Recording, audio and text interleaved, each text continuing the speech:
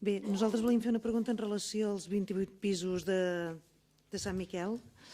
Ja s'han acabat les concessions i arran d'un comunicat que va fer la PA sobre una família monoparental que ha hagut de renunciar, hem estat mirant, llegint els criteris de la renúncia al lloguer i els volíem fer unes preguntes a veure si realment, bé, és cert això perquè no ens ho acabem de creure.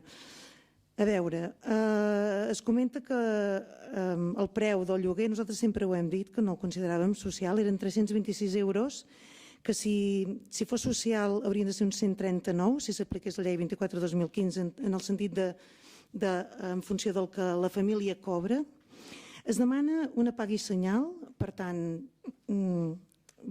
si a sobre és social i a sobre has de pagar 2 mesos de cop ja ens anem a 600, quasi 700 euros.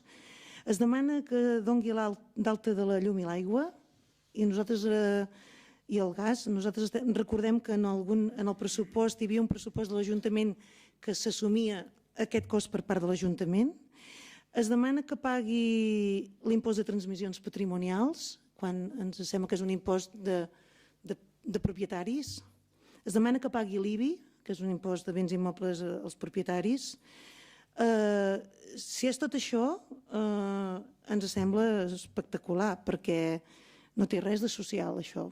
Vaja, ha hagut de renunciar-hi. Per tant, si realment hi ha hagut de renunciar i pot haver-hi altres renúncies, pel que fa a aquells que no s'acabin d'omplir, els donareu emergència habitacional, tal com vau dir, que segons el CASC i l'Oficina d'Habitatge hi ha una necessitat de pisos de lloguer i d'emergències habitacionals, i en el cas de la PA, segons les seves dades, hi ha 43 famílies que estan en exclusió residencial i 80 en infrahabitatge.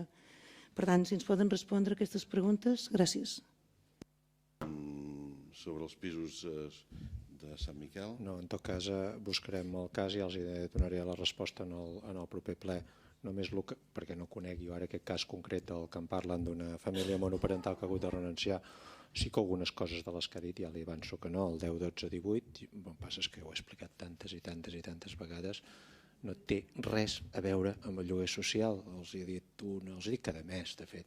Vull dir, té a veure amb una entitat bancària, però és igual, vostè continuarà repetint el 10, 12, 18, que no té absolutament res a veure amb el lloguer social, que és un concepte completament diferent.